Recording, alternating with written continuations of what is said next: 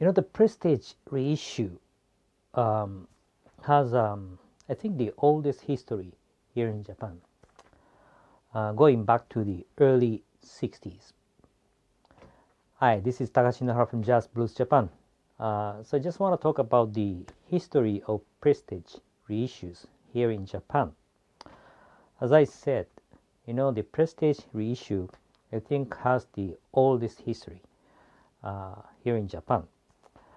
Okay, going back to the early 60s, the Victor Music Japan produced and manufactured the Prestige reissues. But at that time they didn't use the the Prestige.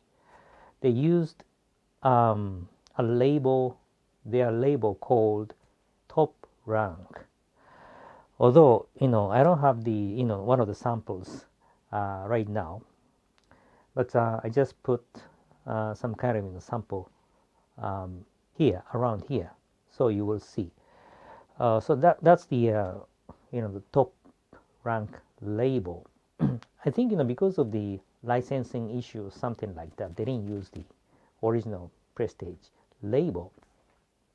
But actually, they reissued Prestige, especially Miles Davis reissue, and Sonny Rollins in Saxophone Colossus and the rest. They didn't produce much at that time, but they reissued those titles of Prestige. That is up to, I think, the late 60s. And when it comes to 70s, the license was transferred from Victor Music Japan to Toshiba EMI, and the Toshiba EMI produced the Prestige reissues. I have a sample here. This is one of the Toshiba EMI Prestige reissue. This is the Roy Haynes with 3, right? And they used the a kind of fantasy, the later Prestige label, and they used their serial like LPR something, and I think LPP, LPR, yeah. I think they just differentiated, mono titles and the stereo titles, and this is the mono title, with 3. So they use the LPR. So that's the Toshiba EMI reissue, and I think that's the time that the Toshiba EMI were producing the Blue Note reissues like LNJ series. So the sound quality is good. And okay, before I forget, talking about the Top Rank of the Victor Music Japan in the 60s, the big difference between that Top Rank label and the rest of the reissues in Japan is, if you look at the mono titles of the Top Rank label, they use the mono groove because in the 60s they were manufacturing the vinyl records. If it is mono, they were cutting the mono groove for the mono sound. But when it comes to 70s, like this Toshiba EMI, they didn't use the machine to produce the mono groove for the mono titles. I think that's a common trend, transition all over the world at that time, because all the recording sessions by the musicians were done stereo, right, at that time. But before, they were recording the original master mono. So in the 60s, Top Rank mono is the real mono groove, mono sound. But starting from the 70s, Toshiba EMI were manufacturing the mono titles with the stereo groove. Yeah, that's another thing, for you to note. And that is the 70s. And when it comes to late 70s, the license was again transferred from Toshiba EMI back to the Victor Music Japan. And the Victor started manufacturing the Prestige label with using, this is a sample, Sony Rollins work time. At that time, they were using the serial like SMJX, SMJX something, and they were using the yellow Prestige, I think the original label. So that is the late 70s. And later on, the Victor Music,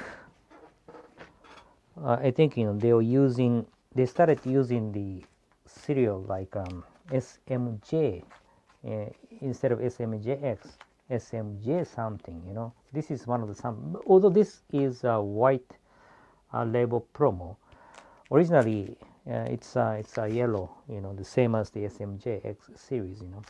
The only difference is that they didn't put X, at the end, SMJ something. And this is Miles Davis and Milt Jackson, right? So they were using this, Prestige label, SMJ. So that is the mid 70s up to the late 70s. And when it comes to 80s, for some time, they produced the series like PJ something. This is one of the samples, John Coltrane and Catting with John Coltrane, and I think Queenie Shed. So PJ, this is PJ 14, right? So they're using PJ something, the serial, but the same yellow Prestige original label. And at that time, they were using the obi, red obi, and I think the price at that time was really cheap, 1,000 something at that time, right? At that time, they put the price, relatively cheaper price than the normal SMJ series.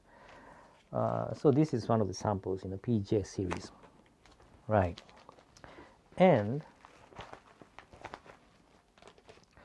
when it comes to the mid 80s up to the late 80s, they started using the serial like BIJ. This is one of the samples, Miles Davis Steaming BIJ series. And in terms of the sound quality, I don't see any difference, but there is a difference for the sleeve.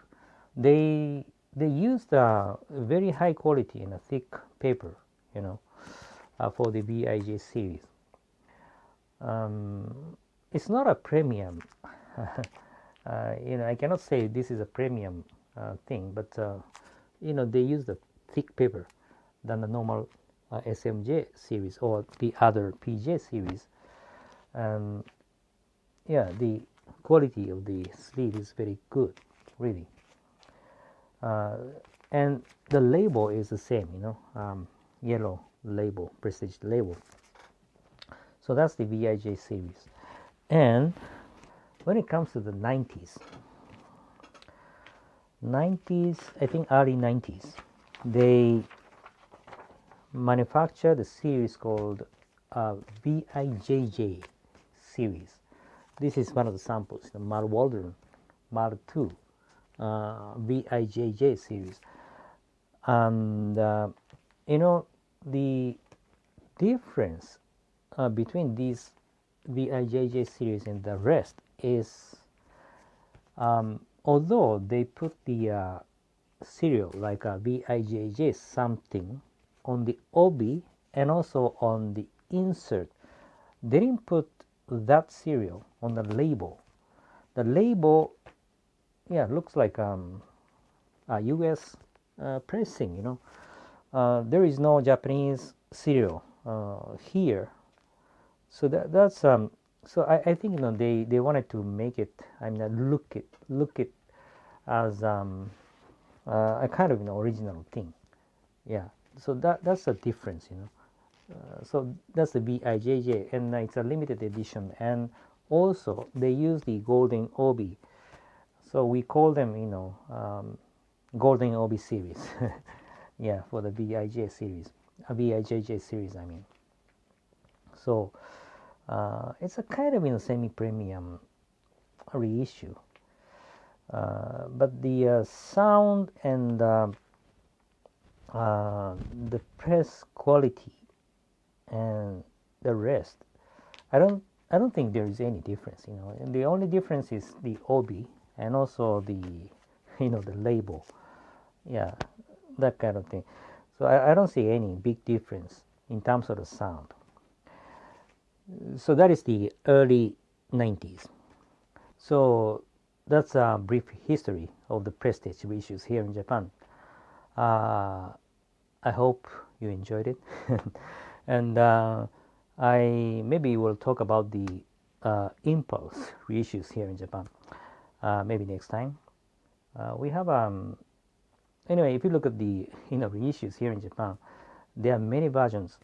It is easy for you to get confused, but even as Japanese, you know, sometimes we get confused because, you know, from time to time they use the different serial and the different master tape. But talking about the master tape, you know, it's very difficult for us to judge, you know, which master tape they used at that time and this time and the other time. But anyway, talking about the prestige reissues here in Japan, either it is a Victor one, Toshiba EMI one, and a Victor in the 70s and 80s up to the 90s. Yeah, overall sound quality is really good, you know. Some of you have already purchased some of the copies from me or from other seller, right? Anyway, it's a kind of fun, you know, for me to talk about that history of the reissues here in Japan. I hope you too. Thanks for watching, and I just keep praying and wishing you guys to be safe in this pandemic situation. Always, please stay safe.